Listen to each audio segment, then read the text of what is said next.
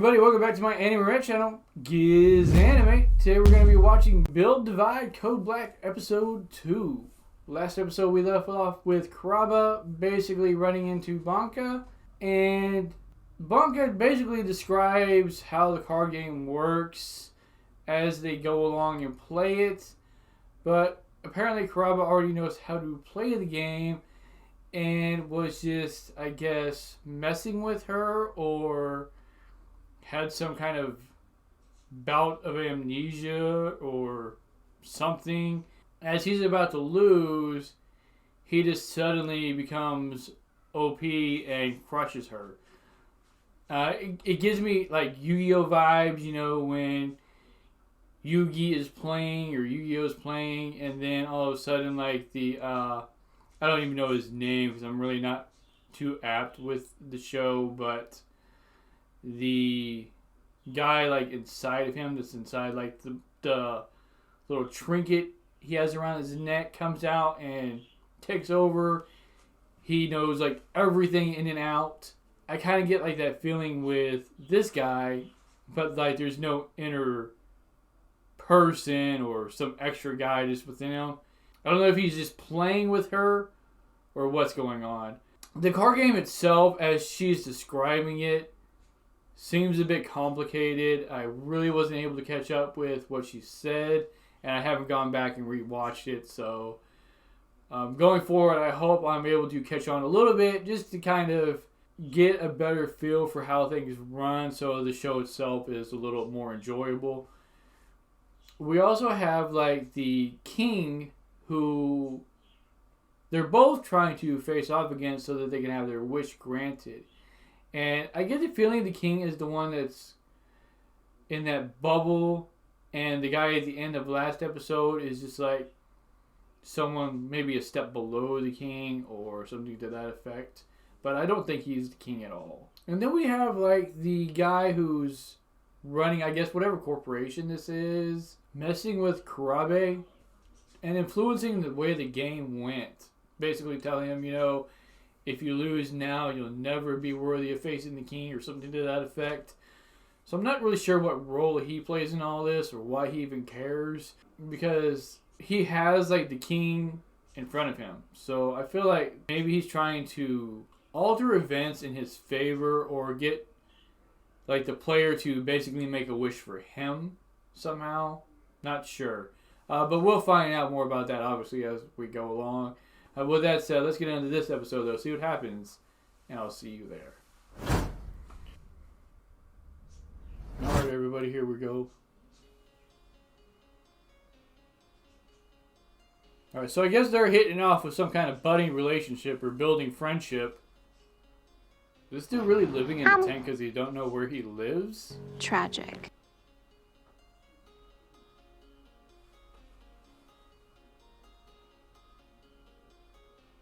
This guy doesn't remember anything, so he's living like a homeless life. So he really does have amnesia of some kind. So I guess her telling him about the card game was kind of good. Possibly helping jog his memory. Alrighty then. So this card game was like life, basically. That's so very, very sad.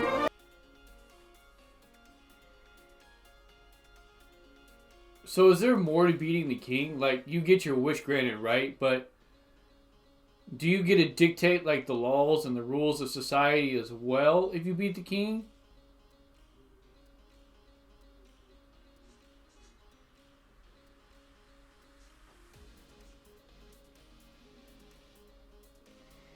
That's gotta suck for people with like a blinking disorder. Just constantly blinking to seeing this gauges everywhere all the time.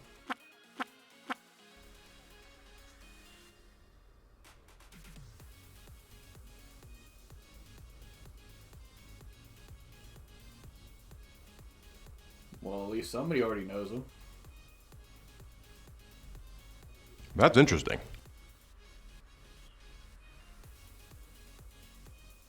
Okay, so I guess a few people know him. I mean, obviously, if he's as good as a player as he is, a lot of people will probably know him. But I'm really curious how the amnesia came around. Like, did he get in a wreck or something? Someone try to take him out? Is password her password?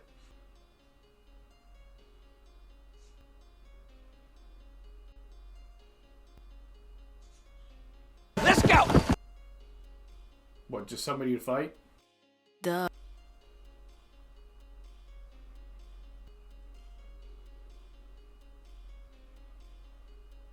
I get the feeling that the king is in like some kind. Well, no, because she looked like she was awake. I was gonna say stasis, but because I thought maybe the guy who was watching her in that bubble was manipulating her, but maybe not.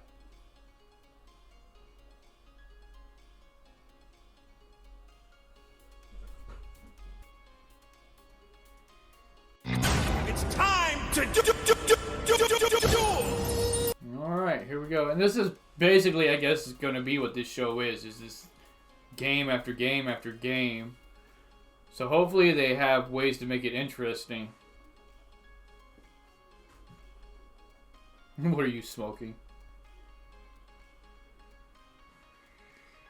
Maybe I was a little wrong on the alter ego part. You know, like when I was talking about Yu-Gi-Oh!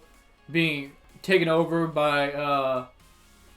like I said, I forget. I don't know if his name is Yugi or what. But anyways. So like this guy, when he puts his hoodie over, maybe he changes like personalities of some sort.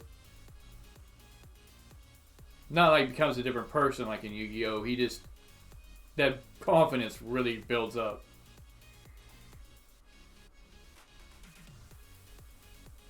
Shut up!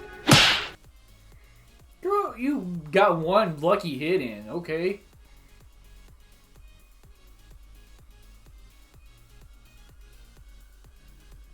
Wow. So she has a lot of attack. See, like I said, this reminds me more of Yu-Gi-Oh! Like, this definitely doesn't remind me of Magic the Gathering. Cards coming into play, being able to attack right away, all of them. I get it!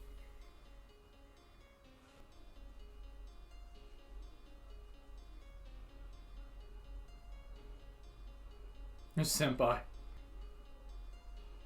See, and they don't explain anything. Like, he used an ability that got through her defense, but why? What happened? Imagination.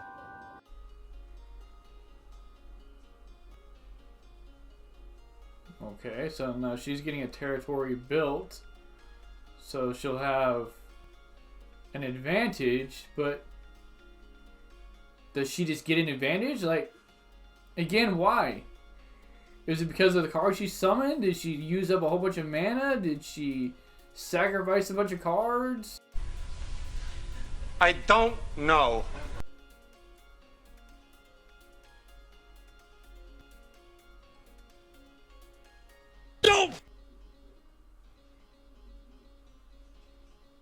Okay, so if you attack, you can't block.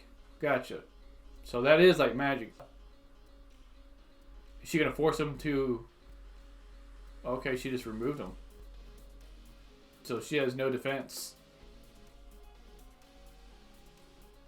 Edits. Inferior. How rude!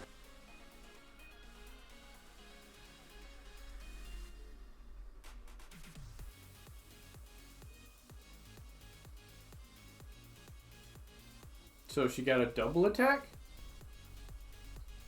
Hold up. What is that, a trap card?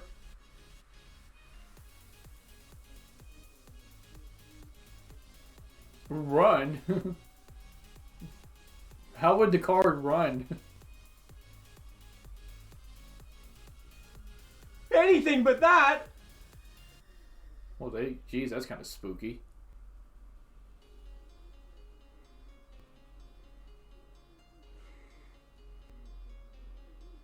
Hold on. I thought last episode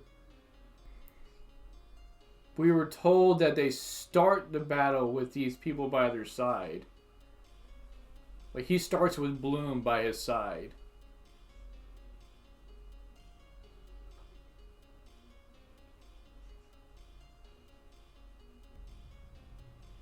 There's no way. Okay, so she has a shot trigger too. Whatever that means. Is this an actual game? Like, does this game exist in the real world? I'll have to look that up.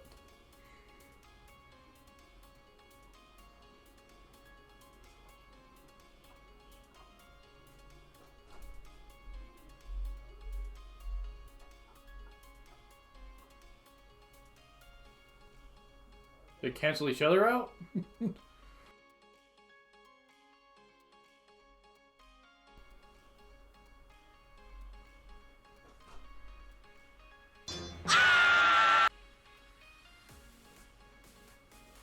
Oh, jeez. Hey, she gave it her all. Maybe you just put Bloom right back on top of the deck.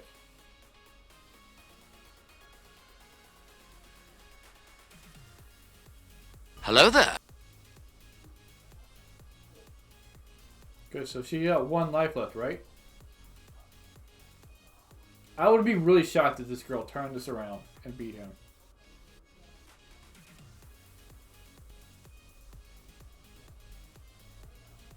But if she wins, then he's out of the running, so...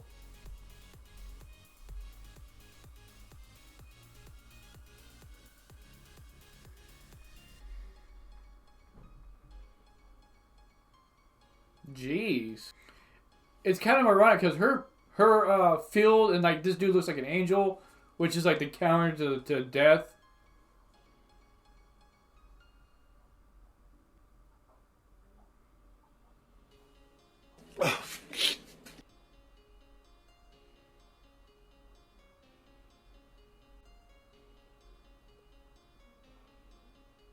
When they have already known by now. I kind of feel bad for her because if she loses, like, it already looks sad. I guess wherever she is afraid of returning to was kind of like lonely and just depressing.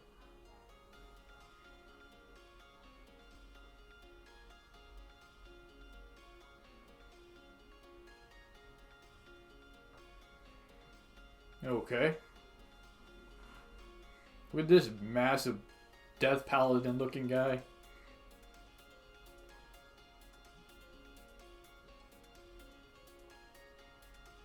Poor girl. What, does she only have 1 ship left?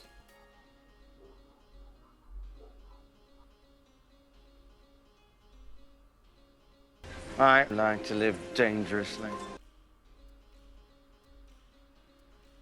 It's all or nothing, that's what it means. Yes, you did.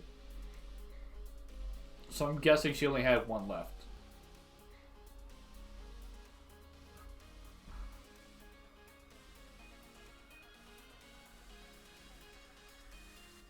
Did Karabe just add another girl? Because I feel like this is like a harem series as well, so...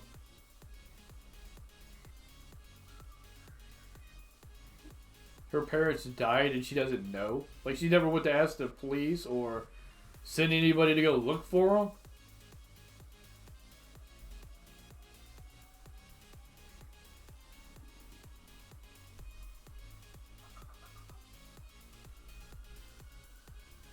them? Rude. Well, dang.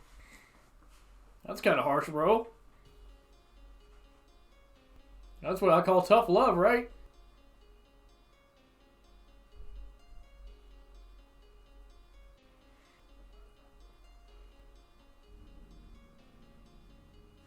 No.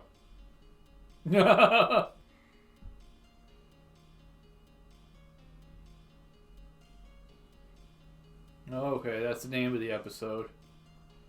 Baby bird. Well, this girl doesn't take no for an answer.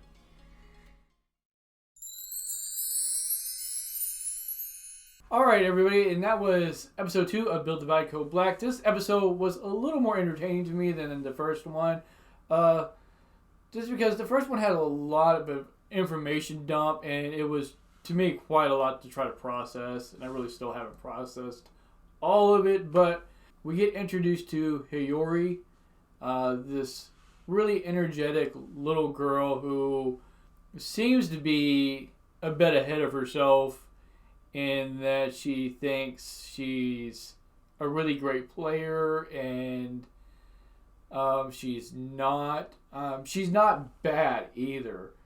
I really do think that she gave Kurabe a bit of a fight there. Like, he struggled some, even though he played it off like she didn't, because it could have gone either way, I think, with them having like one life left at the end of it each. So we find out that something happened to her parents. She doesn't really know, but I feel like that's kind of weird that as a child you just want to go to the police, or she doesn't have like any other relatives that would ask, about her or try to go find her or inform her that her parents died or ran away or anything. Like, maybe it has something to do with the world setting, because this card game looks like it's like everything. That's another thing we find out in this episode, is life is really dictated on this game, which is a bit weird. Reminds me of No Game, No Life, where they get sent to that alternate world or that other world where everything is dictated by games. Not just one game, but Hiyori tries to beat Kurabe in a battle and loses, obviously, and asks him to be her mentor or teacher because she feels like she has potential, and with his guidance, maybe she can become a lot better. I don't know how that would work, because from what I can tell, you're pitted against each other. Like with Banka, I don't know how they're aligning themselves together, because at the end of the day, isn't only one wish granted, so why is she going with him? Her wish is not going to be granted by him. I'm pretty sure he has his own wish, which is why I'm wondering why Hiyori is asking him to teach her, because it seems counterproductive, because then he's going to have to face her later on down the line, and she's going to be a lot better at the game, so she'll have a much better chance of beating him, thus beating the king, thus getting her wish. And then I don't know, like, how does that work? Like, okay, let's say Kurabe wins and becomes the king, gets his wish granted. If they're with him at that moment, can they just battle him right after and win and get successive wishes granted for each of them? Or does the whole thing start over? Or not I'm not sure. Obviously we'll find out later, but it doesn't make a whole lot of sense to me right now why they're grouping together, if that's what, and it makes sense logically that they would have to be enemies later on down the line at some point if they wanted their own wish granted.